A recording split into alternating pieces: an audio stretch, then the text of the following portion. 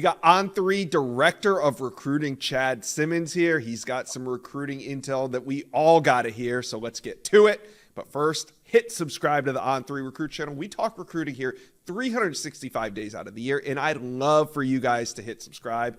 I'd appreciate it. All right, let's bring in the great Chad Simmons. We're going to get to the Simmons scoop here in a minute, but a major development just before we went to tape. Elba, Alabama, four-star running back Alvin Henderson put up the do not disturb sign, and he's heading into decision-making mode. Decision should come in about 24 hours.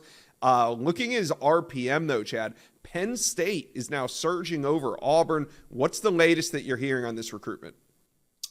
Yeah, I'll kind of stop you right there, Josh. Say we're surging over Auburn with Steve Wiltfong and I dropped our crystal balls, our predictions on 3 RPMs, in there on Tuesday. I have to kind of remind myself what day it is, what minute it is, because this one's extremely fluid. Since he made up to Penn State this past weekend, spent the weekend up there in Happy Valley, he left feeling very good about Penn State. Now, leading up to that visit, he's an in-state kid for Auburn. He's been Hugh Freeze's #1 running back target since he took the head coaching job on the Plains. The communication's been super strong with Auburn throughout the process.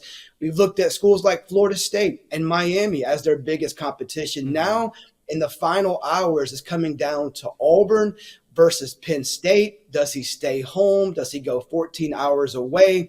He has connections up there with Dakari Nelson, Trey Wallace from Alabama at Penn State. He knows everybody, over at Auburn. This one's very fluid. He had conversations with Sider at Penn State on Tuesday, who had the same on Wednesday. Obviously, Derek Nix at Auburn. Hugh Freeze is very much involved. They had a deep conversation last night, I'm told. Over around an hour long with Hugh Freeze and Alvin Henderson.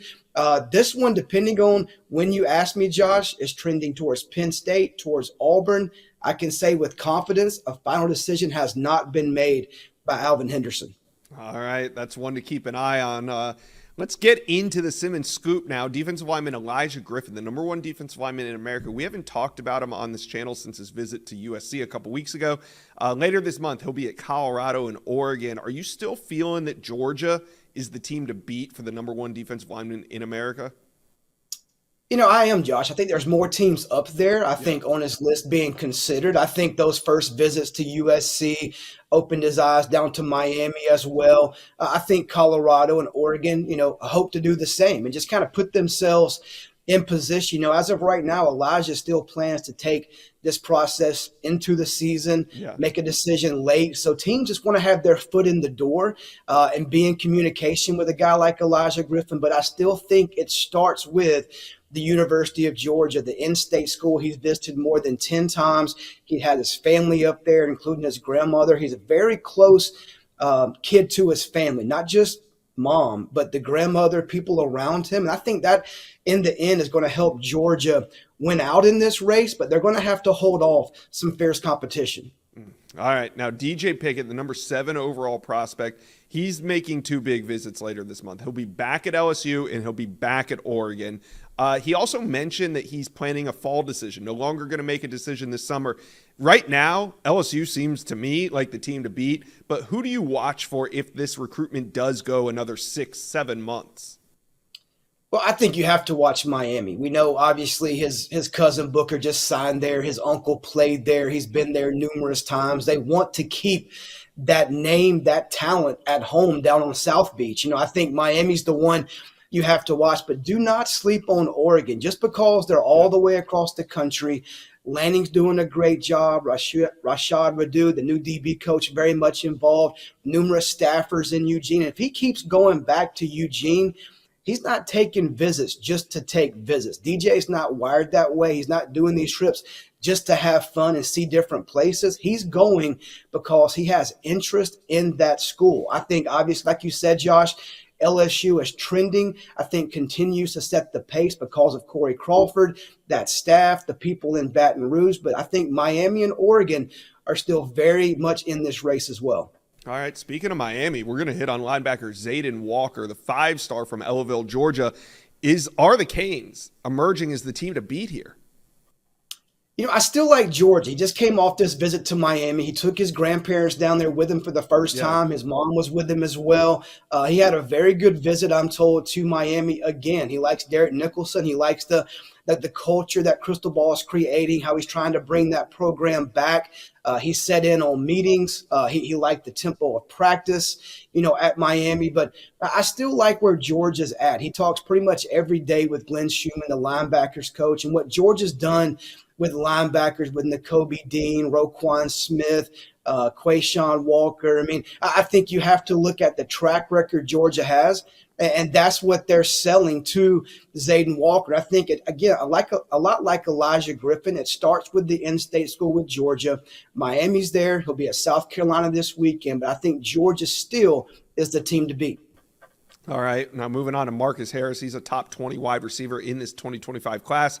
He's at Modern Day, and he has over 30 offers. But, Chad, you're reporting that there are two teams trending right now?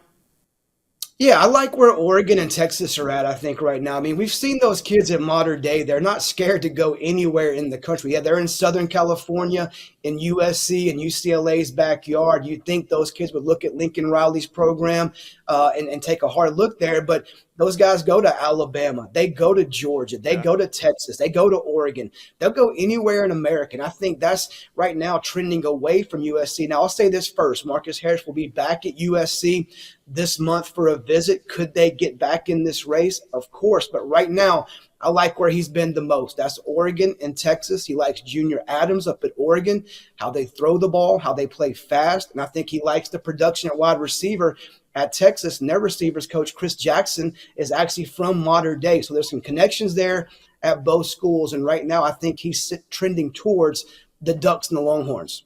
All right, good stuff. Safety Eric Winters, the top 100 prospect, the number 9 safety in the country. He's from Enterprise, Alabama. Seems like Miami, Auburn, Georgia, all in the mix here. Is there a team out front? Because he's looking to make this decision at the end of the month.